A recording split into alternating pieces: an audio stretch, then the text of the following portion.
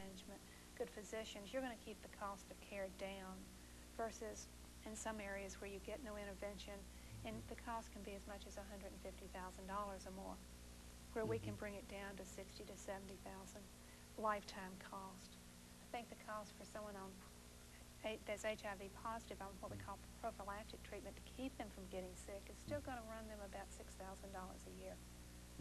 And so either the insurance companies or the government or somebody's going to have to, what about insurance? Let's talk about that, because I think that that's one of the areas that that we do have a lot of information in reference to how insurance companies are reacting to this disease. What are some of your experiences that you found?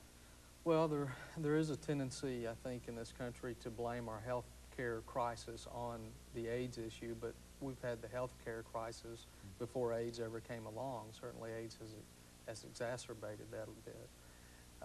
In my particular case, when I was put on Social Security disability, it made me eligible for Medicaid. And I was very fortunate because Medicaid paid most of my expenses. I would have gone back to work sooner had I been assured of having some insurance, but I wasn't. However, after being on Medicaid for 2 years, being on Social Security disability for 2 years, it automatically made me eligible for Medicare, even if I went back to work. So that played a big part in my decision to go back to work. I know several people who are in similar situations. They would go back to work if they had that safety net of insurance. But when you're talking $700 a month, and that's probably low, some people's medical bills probably run just for medicine as high as $1,200 a month. They won't go back to work. And so we need to do something, because if you look at the age group that this illness is affecting, it's affecting people in their most productive part of their lives. And we'll never balance a budget if we don't tap into those resources. Very good. Ms. Wood, I think we've talked about various aspects of the disease. Let's talk about what we can expect in the future in terms of trying to find a cure for the disease. I think recently there was some formula that was an old formula that has been used. Why don't you give us some information about that? I think the thalidomide formula has proven to be quite effective. From your perspective, what do we have here? What we really have is a virus, and we all know that viruses are the most difficult thing we have to treat. Bacteria are easier, other things are. And this virus mutates and changes quite often, and depending on how it enters your DNA, it's going to look a little different. So our challenge is going to always be in front of us. I think our best hope is that we can treat it as a chronic disease like diabetes is and some of those other diseases. A cure, I'm just not sure we're ever going to have that.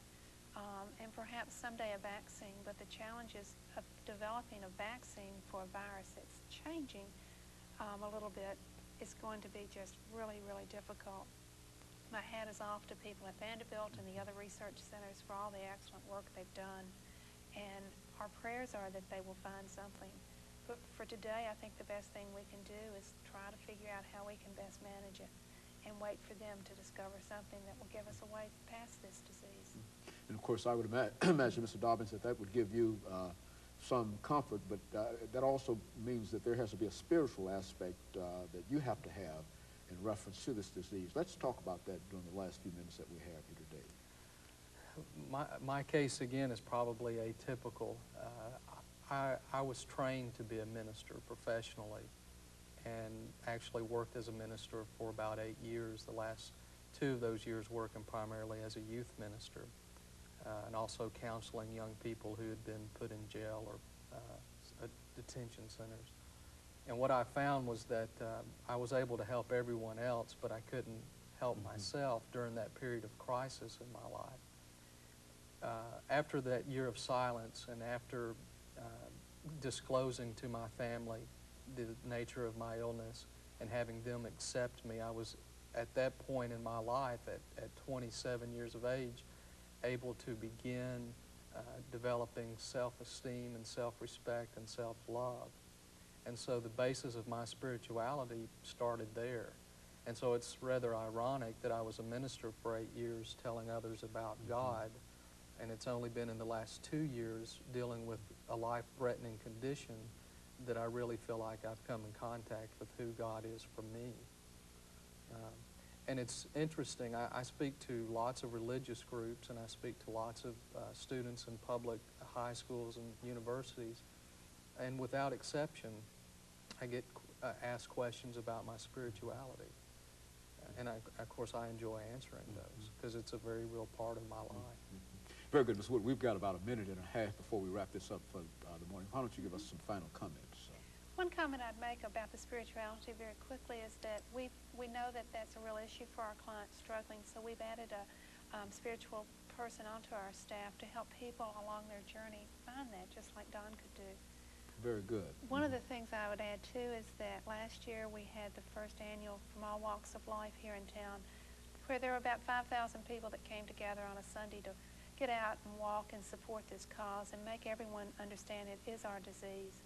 We're going to do that again on October 10th, and so I would hope your viewers would mark their calendars now, call our office for walker kits, call to get involved and volunteer. Very good. Let me thank you, Ms. Wood, and Mr. Dobbins, especially for the courage of coming by and giving us an opportunity to put a face on the numbers. We certainly appreciate that. And let me encourage you to tune in again next week for another informative edition of Comments. Thank you and good morning.